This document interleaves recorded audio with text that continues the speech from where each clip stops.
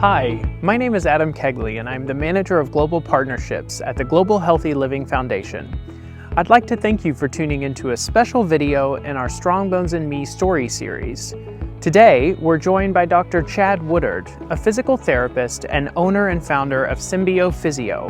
Dr. Chad is going to be demonstrating some useful exercises that can help keep our bodies, and importantly our bones, as strong and healthy as possible. Thanks for taking the time today, Dr. Chad, to be with us. Take it away. All right, Adam, thank you so much for that. So in this segment of Strong Bones and Me, I want to talk about weight-bearing exercise. Now, we've most likely heard weight-bearing exercise is good, it builds strong bones. I want to explain that just to make sure that we all understand. Do you know how whenever you use your hands a lot or you carry heavy things, you start to get calluses on your hands? Now, your body does that because it needs to adapt to the exercise, the activity that you're doing. So just like our skin will build calluses, similarly, our bones will build calluses, or they will get thicker the more we use them. And the best way to use our bones to be able to build these calluses or this thickening is by bearing weight, putting load through those bones. So the first exercise I want to de-threaten, actually, let's not even call it an exercise. Let's call it standing, walking.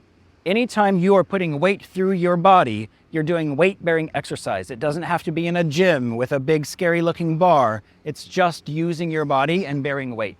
So the first quote-unquote exercise we're going to do to build our calluses and our bones is just going to be some sort of upright activity, standing, walking. Now let's do some progressions to that. The first one we want to do is going to be a version of a squat, so just up and down from a chair. So I'll demo. You just come down, sit your butt back like you're sitting in a chair, and this is a weight-bearing exercise for our legs, because if you have had experience, or maybe you know somebody who has, a really common place where fractures happen because of osteoporosis or osteopenia is in the hips. And in fact, a lot of people say, oh, I fell down and I broke a hip. Actually, it's usually the reverse. Usually the person broke a hip and that caused them to fall down. So the first one we're going to do again is just standing or walking, followed by this one, just squats, just like so. And if that's a little hard, have a chair behind you. And I want you to do as many as you feel that you can without overdoing it. And by overdoing it means you don't feel well, you feel dizzy, you feel nauseous. So it should feel like I did a little something. You get a gold star for the day, move on with your life. That's the first version. The second version is just like I said, just standing and walking is really good. If we do just a little bit of a single leg balance.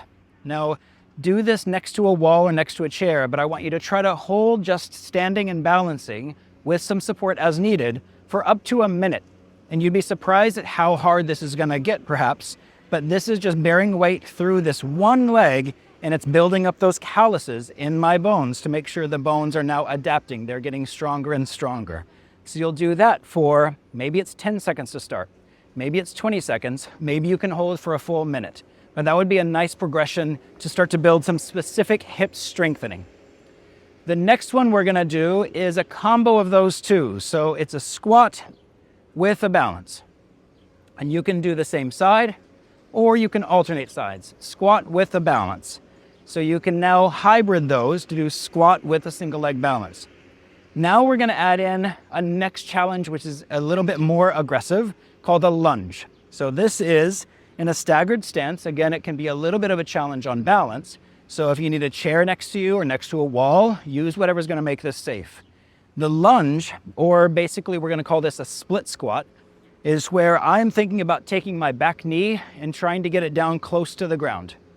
So this is now weight bearing in both of my legs. My front leg is getting load and my back leg is getting load. And I'm also doing some strengthening of the muscles, but I'm putting a lot of nice, healthy weight-bearing force through those thigh bones, through the hip bones. To make this harder, if you go low, it gets much harder. So if you think of tapping your knee down to the ground, that makes it a little bit more challenging.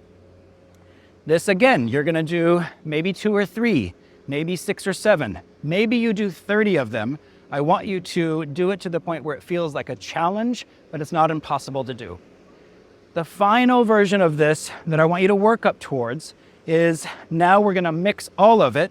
This is going to be a split squat or a lunge with a balance. So this will be a lunge like we did, coming up and doing a little bit of a balance and a hold. Tap the knee, balance and hold. Now this is really challenging because we're getting a lot of range of motion, woohoo, and good example, a lot of stability work.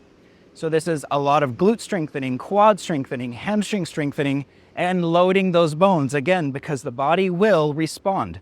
It's gonna start to add on thicker and thicker bone tissue because it says, when are they gonna do that to me again? So it's just like calluses. Start easy, progress very slowly, because if you already have experience of having a fracture, it is not a party to have another one. So we're gonna add these in really slowly. Take your time, be gentle with yourself. Thank you so much. Thank you so much, Dr. Chad, for that great demonstration of some safe and effective exercises for people living with osteoporosis. Before you go, I just wanted to ask a couple of quick questions. One, it's very clear, I think, that exercise is great and provides some great benefits for people living with osteoporosis. I was just hoping that you could elaborate a bit on how it actually helps reduce risks of multiple fractures, and also maybe a bit more about the specifics of how it actually helps strengthen and protect bones. Yeah, so exercise, as far as how it helps strengthen our bones, help prevent the risk for fractures or repeated fractures. Couple of things. There's a mechanical force, a pressure. So anytime we do exercise or weight-bearing experience, there's going to be a response. Your body is going to say, oh, there's pressure on my bone. And we have to give it enough pressure to kind of wake it up, to make it active, but not so much that then it's going to fail. And fail in this case is called a fracture. So it's important for us to keep riding that wave of stimulating the bones and the bone cells to grow and put down more bone tissue without so much that then there's failure. So the way that is done is through weight-bearing exercise, which it signals the bone to, hey, this person is about to do more exercise, or tomorrow they might do it again. We should probably get stronger just in case they decide to do that. That's the first mechanism. Second mechanism is a hormonal response. When we exercise and when we have that experience through our whole body, your brain and your nervous system and your endocrine system is going to release a bunch of chemicals, hormones. And many of those hormones tell your bones, hey, it's time to grow. This person is becoming active. And so it's going to launch an entire systemic response that will grow bones and tendons and everything else. So there's a couple of mechanisms mostly accomplished through some weight-bearing exercise. Thank you so much for that great explanation, Dr. Chad. Very clear. My second question is about whether there are certain precautions or guidelines that people living with osteoporosis should take or follow when engaging in exercise, especially if somebody has fractured already once or multiple times. Beautiful question. Guidelines and precautions. The best advice is to go consistently, but also go slowly. So what I mean by that is it's important for us to give that stimulus to the bones on a fairly consistent basis. Every day is ideal. If we do too much, however, the bones won't have time to adapt and to strengthen, and so then we're actually going to be doing more harm than good. So the best advice I have, especially if somebody has already had a fracture or is at risk of a fracture, is we find a program where we can do consistently, but we build really slowly. We give it lots and lots of time. If we think of somebody who is wanting to run a marathon, just as an example, they would not go out and run 20 miles on their very first day of training. They would get hurt.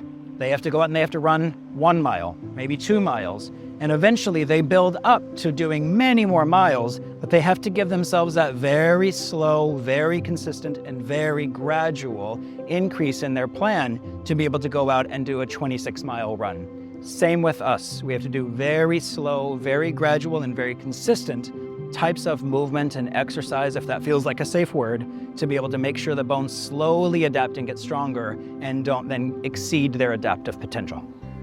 Thank you so much, Dr. Chad, for joining us today and for the demonstrations and all the expert advice. We really appreciate it. And thank you for tuning in to this special video in our Strong Bones and Me story series. If you'd like more tips on how to improve bone health, then please sure to check out my interview with Dr. Dina Adimulam, who's an endocrinologist, and that's also part of this series, which is all available on our site, strongbonesandme.org. The story series really aims to raise awareness on osteoporosis, secondary fracture prevention, and post-fracture care, And that's all with the view to help inform and educate others so that living with osteoporosis can still mean living fully, actively, and well. And we really hope that videos like this can help us all remember that strong bones mean a strong me.